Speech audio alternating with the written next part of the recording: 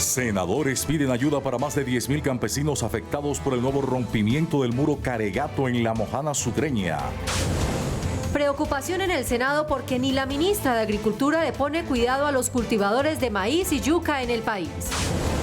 Aprobada ley que obligará a contratistas a entregar alimentación en los colegios desde el primer día de clases. No recibí dineros ilícitos. Presidente del Congreso responde a acusaciones de funcionarios del gobierno Petro. Proyecto de ley busca que haya derecho a una réplica por cada alocución del presidente de la República. Les contamos cómo funciona el plan piloto de salud mental del Senado con víctimas de la guerra. 4 niños llevan 5 días secuestrados por las disidencias de las FARC en el Cauca.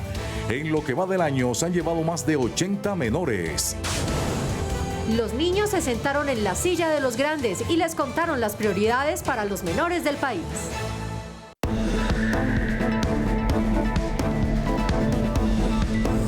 NS Noticias con Carol Dau y Marcela Baena. Buenas noches. Nuevamente la Mojana Sucreña vive una tragedia por el desbordamiento del Cauca. 40.000 hectáreas de tierra están bajo el agua, que es como si se inundara 40.000 veces el Estadio El Campín. Desde el Senado hacen un llamado para que de una vez por todas se adelanten las obras en el boquete Caregato y aliviar a las cerca de 2.300 familias que están damnificadas. Estas imágenes, obtenidas por NS Noticias, daban fe de que ya estaba casi que conjurada la tragedia de la Mojana Sucreña, provocada por la inundación del caudal del río Cauca en el sector conocido como Caregato. La comunidad trabajó de la mano con contratistas y autoridades locales para conjurar cuanto antes la crisis. Pero luego de una larga sequía entró el invierno y el río Cauca con toda su fuerza rompió el trabajo adelantado, provocando de nuevo el éxodo de familias y animales en la región. Yo hago un llamado para que atendamos de manera inmediata a esta población que hoy tiene grandes dificultades en la Mojana Sucreña. Sus habitantes piden trabajo, no tienen de qué vivir. Lo único que piden es que de una vez por todas cierren el boquete de Caregato. Celeridad, atención y por supuesto poder agilizar esas obras estructurales para parar el sufrimiento, porque todos los años estamos en las mismas. Por decirlo de alguna manera, y es necesario que también se brinde la protección a esta economía local que se ha visto afectada por parte de la inundación nuevamente. Son 2.300 familias que bajo la inclemencia, el descontento y la frustración hoy piden que les ayuden de una vez por todas, que no tienen alimentos, las cosechas se perdieron y sus animales también. El complejo panorama que viven los productores de maíz y yuca en Colombia son el reflejo de las condiciones que atraviesan miles de campesinos que aún esperan soluciones por parte del gobierno. Para esto, senadores de la Comisión Quinta citaron a debate a la ministra de Agricultura, quien a propósito no llegó al Congreso. La ausencia de la ministra de Agricultura, Jennifer Mojica, en la Comisión Quinta obligó a que el debate al que estaba citada se suspendiera hasta que la funcionaria acuda y dé a conocer las medidas que se están tomando para afrontar el mal momento que atraviesan productores de maíz y yuca. Si la jefe de la cartera no escucha a los citantes y a su vez la ministra no se compromete con estos gremios tan importantes de la producción agrícola en Colombia. Las políticas de importación y el manejo de los precios para los productores nacionales son dos de los cuestionamientos que también se espera sean resueltos en la discusión. Colombia produce el 25% del maíz que se consume en nuestro país. El resto se importa. Siempre se busca en todas las campañas presidenciales de Congreso, Gobernación, Alcaldía, siempre se buscan los campesinos y se dice que se va a luchar por las políticas de los campesinos, por las políticas que benefician a los campesinos, pero cuando necesita a la ministra para que venga y nos haga una propuesta de las dificultades por las que está atravesando el sector del maíz, el sector de la yuca, el sector del arroz, el sector de los frijoles, ahí sí no asiste, no acompaña. El panorama actual está afectando 123.000 empleos directos y a cerca de 360.000 familias que viven de estas industrias, por lo cual se insistirá en la citación en la comisión para la próxima semana. En 60 años de guerra en Colombia, 17.778 niños, niñas y adolescentes han sido reclutados por grupos armados. El tiempo pasa, pero el panorama no cambia. El último caso fue en el Cauca. 4 menores entre 12 y 14 años del pueblo Nasa, pertenecientes al resguardo indígena de Canoas en el norte del Cauca, fueron reportados como desaparecidos. El llamado es para que los violentos regresen los menores. Hemos denunciado y hemos hecho muchas acciones que a veces vemos muy lejanas, las verdaderas acciones para proteger la vida de nuestros niños. Sin embargo, no renunciamos a estos esfuerzos, consideramos que los diálogos seguirán siendo necesarios porque son nuestra presente y futura generación que está en riesgo.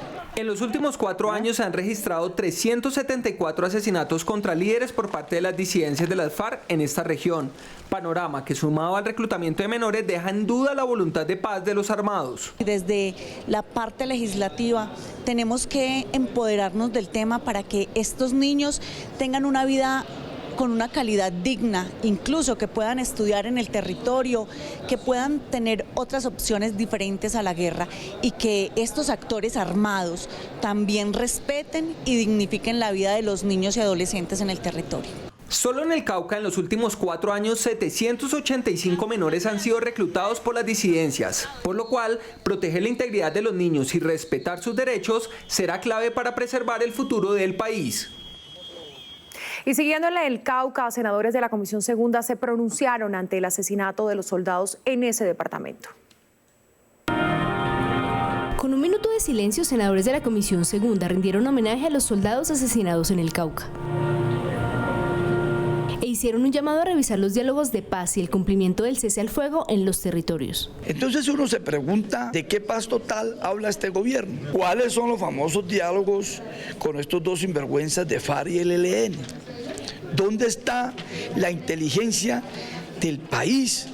¿Dónde están esas herramientas o esas políticas de seguridad de este gobierno para proteger a los colombianos? También pidieron mayor protección a los líderes sociales y a la sociedad civil, que sigue viéndose afectada por el conflicto. De la amenaza contra tantos líderes y lideresas de campesinos muertos, por los que yo también pido un minuto de silencio. No solamente son nuestros hombres de la fuerza pública, sino todos los colombianos y colombianas los que merecen hoy nuestro compromiso y nuestro fervor para construir la paz y los caminos de entendimiento. Senadores de la Comisión Segunda mencionaron que continuarán haciendo seguimiento al cumplimiento de la política de paz estipulada por este gobierno.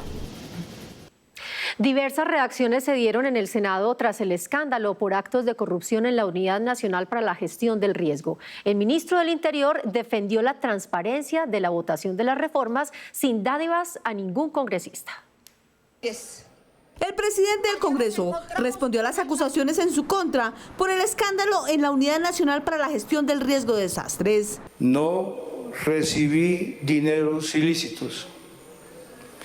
Mi proceder democrático es contraevidente al decir que lo recibí en procura de favorecer unas reformas que combatí enfáticamente y les consta a todos los que están en este hemiciclo. Respondió a quienes critican su retiro por no presidir la plenaria el día que se aprobó con estrecha mayoría la reforma pensional. Recordó que es una práctica parlamentaria frecuente y válida salir del recinto para romper el quórum si no se está de acuerdo con un proyecto de ley. El vicepresidente y yo realmente no íbamos a presidir el Congreso para que con nuestra presencia y nuestro voto se aprobara una reforma que declaramos no compartir y no apoyar, como fue la pensional. Pero además aquí lo dije, honorables senadores, senadoras, no comparto ni apoyo la reforma pensional. Lo dije. Otros senadores también se pronunciaron. Confiamos en la Fiscalía para que no condenen injustamente, para que no se anticipen a los hechos, pero que sí se resuelva con responsabilidad y prontitud. A mí me preocupa más que hoy mi Cauca se está desangrando y vale más el comentario y el señalamiento de unos compañeros que la sangre que están derramando soldados, guerrilleros campesinos en el Cauca y en el país. Senadores de la oposición le exigieron al gobierno parar el estudio de las reformas por falta de garantías. Es que la acusación es prácticamente el desenlace del robo de unos recursos para la aprobación de unas reformas. Vuelvo, repito, solo tendrá que probar la autoridad competente. Pero solo ese escándalo es suficiente para detener de tajo el trámite de las reformas. Y después, pues es contraevidente decir que el presidente del Congreso fue fletado. Es una mentira, una calumnia. Señores senadores, yo he sido el responsable político aquí en esta plenaria.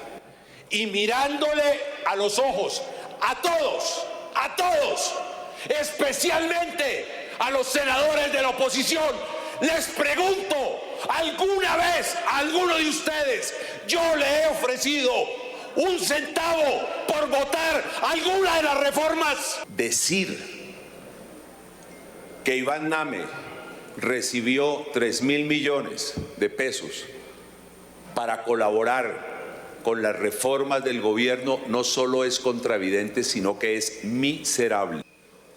Y es la manera de unos delincuentes de tratar de evadir sus responsabilidades. Velasco afirmó que el presidente Petro y su gobierno tienen y asumen la responsabilidad política por el nombramiento de Olmedo López, pero que no son sus cómplices. Muy bien, senador Pinto. Y con el fin de frenar los hechos de corrupción y mejorar las raciones alimenticias del programa de alimentación escolar PAE, fue aprobado en la plenaria del Senado que todas las instancias del proceso de contratación estén blindadas por el control ciudadano. Lo que se busca es crear el banco de oferentes y estos tienen que tener los más altos estándares de calidad. Los alimentos ofrecidos tienen que ser los más naturales, que lleguen caliente a los niños. La iniciativa también contempla adquirir de manera obligatoria alimentos a pequeños productores agropecuarios de cada región. Desde el primer hasta el último día del año escolar, de calendario escolar, un niño pueda recibir su comida, su plan de alimentación escolar, caliente, preparada por madres, preparada por las personas de cada uno de los municipios, y que esto va a generar también un tema de empleo. La interventoría será ejercida por las universidades públicas calificadas con estándares de alta calidad para que estos pongan la lupa en la vigilancia y control de los recursos del PAE. En el proyecto de ley se priorizarán al 100% las sedes educativas rurales y urbanas cuya población escolar esté en mayor grado de vulnerabilidad. Que son mecanismos de control para que la corrupción no se siga llevando la alimentación de los niños más pobres de nuestro país. Una vez sea aprobada como ley esta iniciativa, el Ministerio de Educación tendrá la obligación de reglamentarla. Una de las reformas del gobierno que ha venido avanzando positivamente es la que busca regular el derecho a la educación. Ya superó 2 de los 4 debates que necesita. Aunque su paso por la Cámara de Representantes fue exitoso, en el Senado hay varias preocupaciones. Así se evidenció en una audiencia pública esta semana.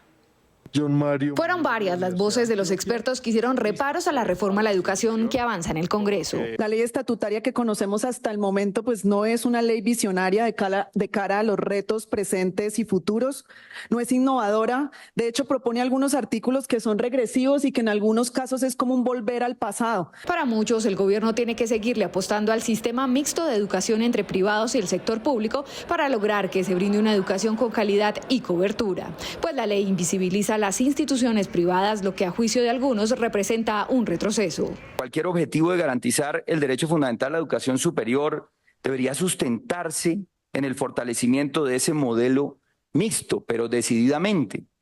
Prescindir del impulso a uno de los 2 pilares nos aleja de la garantía efectiva del derecho fundamental progresivo.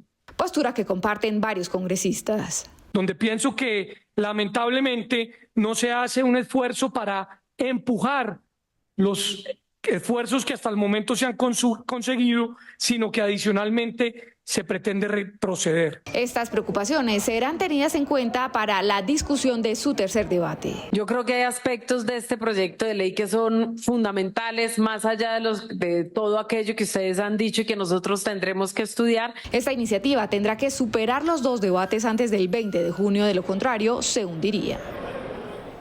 El trabajo en las regiones permitió a la misión de descentralización conocer las necesidades del territorio, como la gestión de los recursos a los mandatarios locales. Este y otros hallazgos fueron presentados en la Comisión de Ordenamiento Territorial.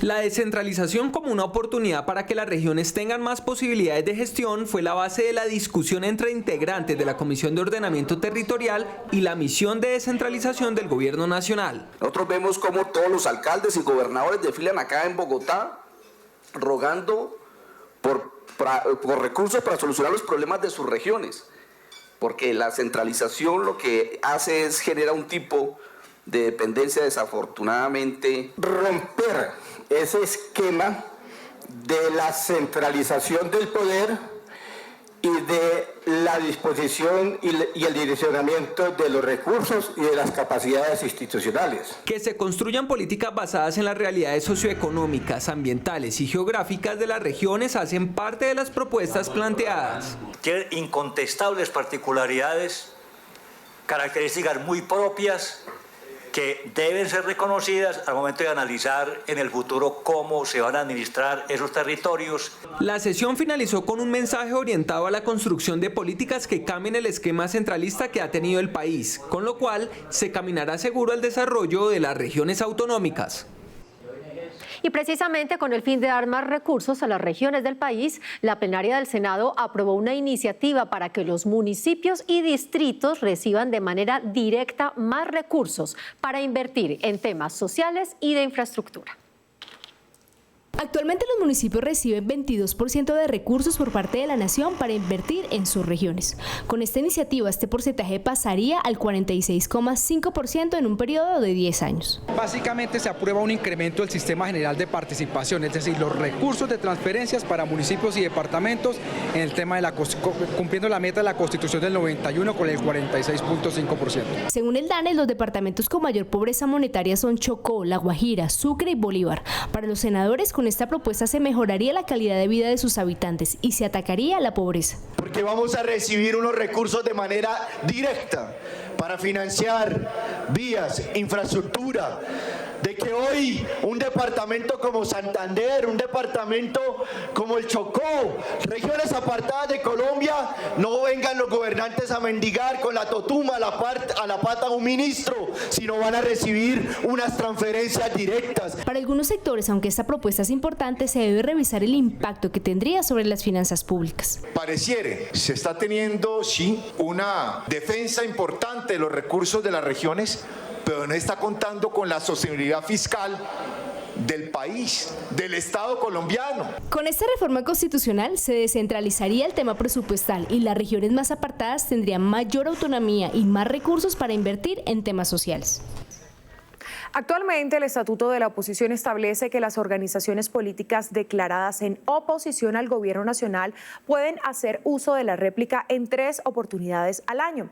Pues bien, un proyecto de ley radicado en el Congreso busca que no haya un límite de réplicas y que cada que haya una locución presidencial puedan controvertir la posición del mandatario de turno.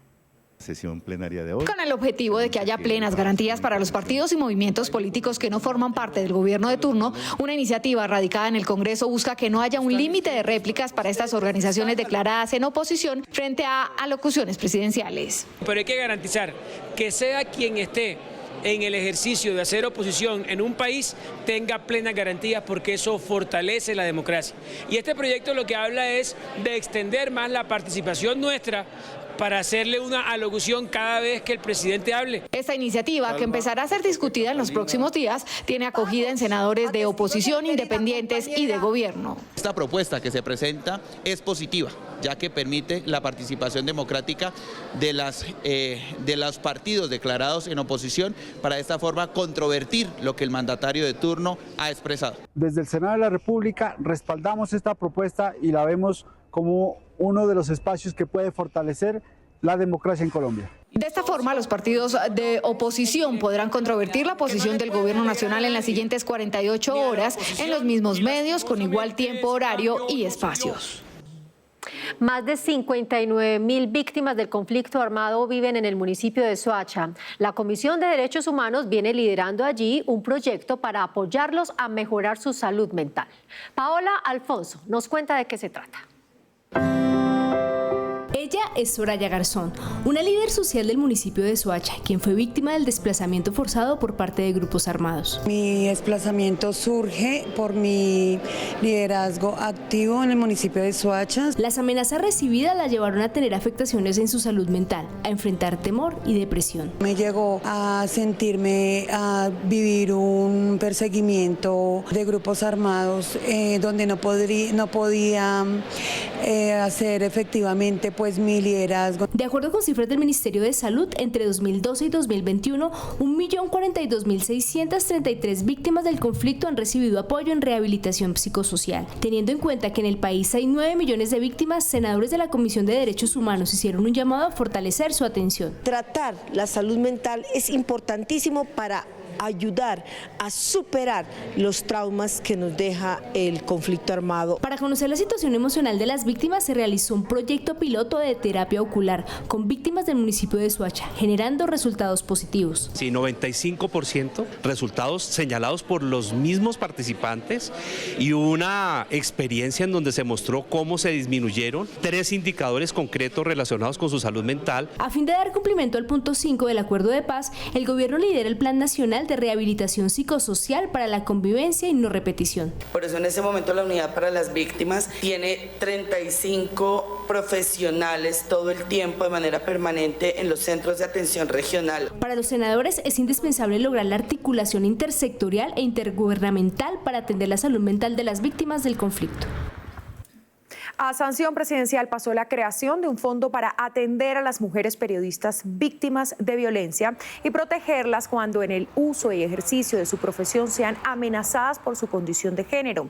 La ley cumple con un fallo de la Corte Interamericana de Derechos Humanos tras la demanda de la periodista Ginette Bedoya, luego de que en el año 2000 fuera secuestrada y torturada por su labor informativa. El fondo tendrá una asignación de $500.000 anuales para financiar programas de prevención, protección y asistencia.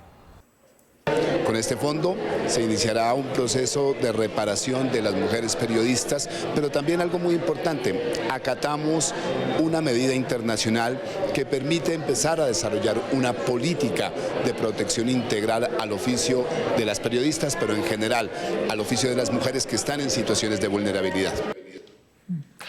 Hoy son varios los casos de suplantación de identidad en el país por medio de inteligencia artificial, simulación de voces, de rostros y otros rasgos característicos de la personalidad son algunos de ellos. Por ello, desde el Senado se busca tipificar el delito de suplantación de identidad utilizando inteligencia artificial.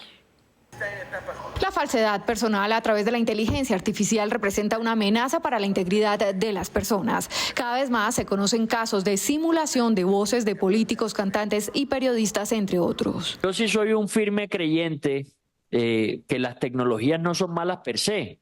El problema radica es cuando esas tecnologías se usan para suplantar personas, para darle un uso delictivo. El uso de la inteligencia artificial en este tipo de casos no está contemplado en el ordenamiento jurídico colombiano, situación que lleva a que se sigan presentando estos hechos. Por esto el Senado trabaja para tipificar la suplantación de identidad que se hace mediante sistemas de inteligencia artificial. Eso nosotros queremos tipificarlo en el Código Penal y que tenga una multa severa para que todos aquellos que piensen desprestigiar, dañar, destruir la imagen y honra de una persona mediante estos montajes de deepfake tengan que pagar ante la justicia por esto. Sobre todo para penalizar cuando se utilizan estas tecnologías para hacer la suplantación de personas. Se espera que este proyecto, que fue aprobado en primer debate por la Comisión Primera del Senado, siga avanzando de forma positiva para que la inteligencia artificial deje de ser utilizada para cometer actos ilícitos. Y hoy en Políticamente en Redes, la orden del presidente Gustavo Petro de bajar las tarifas de energía en el Caribe.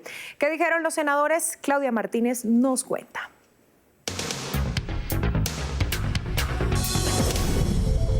Buenas noches. Los habitantes de la costa caribe llevan años pagando facturas de la luz que muchas veces triplican o cuadruplican lo que paga un usuario del mismo estrato en otras partes del país. Por eso, el presidente Gustavo Petro anunció medidas para bajar las tarifas de energía. El senador Alberto Benavides del Pacto Histórico dijo que esto significa que la deuda la asumirá el Estado y no las familias. Ana María Castañeda, de Cambio Radical, contó que de ser realidad este anuncio se reducen aproximadamente 87 pesos por kilovatio en las facturas de energía de 1.7 millones de usuarios de Afinia y 200 pesos por kilovatio de 1.4 millones de usuarios de Aire. Y esta es una noticia que le puede interesar a los padres de familia. Los congresistas Esteban Quintero y Enrique Cabrales proponen regular el acceso a las redes sociales a los menores de 16 años.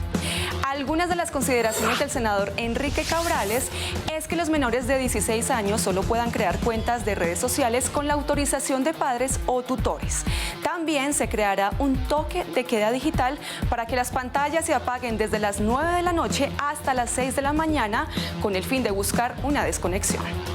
Y el senador Esteban Quintero busca proteger a los niños de los riesgos y conductas dañinas que producen el acceso a las redes sociales y plataformas digitales. Para el cierre, los estudiantes de últimos semestres que quieran vincularse en el área legislativa, les contamos que ya están abiertas las convocatorias de prácticas y pasantías en el Congreso de la República. En pantalla ven el código QR para que se inscriban ya mismo con su celular.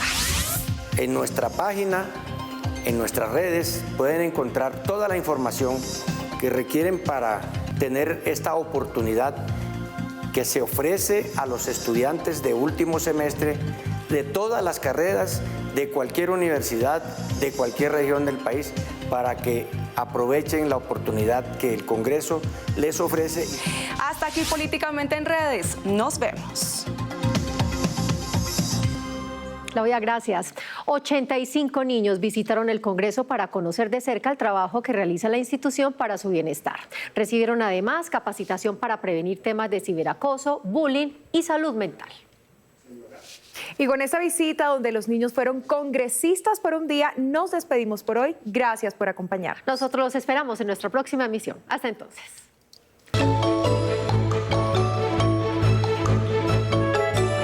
Por un día, 14 niños de distintas regiones del país se convirtieron en congresistas y expusieron sus necesidades ante los senadores y los invitaron a seguir trabajando por su bienestar. Nosotros somos muy abusados, nosotros somos muy maltratados, entonces nosotros tenemos que tener el apoyo de los padres adultos. Ustedes, los congresistas, entiendan eso, ¿sí? Los niños y niñas somos una semilla que ustedes tienen que cuidar, porque ¿qué clase de sociedad es la que no cuida a sus niños y niñas? Sí, la de nosotros. A fin de escuchar a la niñez, una ley establece que cada año se abra un espacio en el Congreso para que su voz sea tenida en cuenta. Se establecen unos espacios de reflexión y participación de los niños, niñas y adolescentes.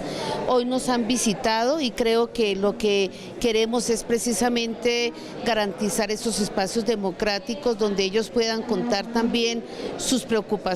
Protección contra todo tipo de abuso, más espacios de recreación y medidas para el cuidado de su salud mental fueron algunas de las peticiones de los menores. Allí discutimos un proyecto de ley, el ciberacoso, y fue muy importante que los mismos niños manifestaban la preocupación del peligro de las redes sociales, no solo en materia de explotación sexual, sino también en engaños y en generar malas narrativas. Se espera que en los próximos días en la plenaria del Senado se discutan 13 proyectos de ley que beneficiarían a los niños, niñas y adolescentes del país.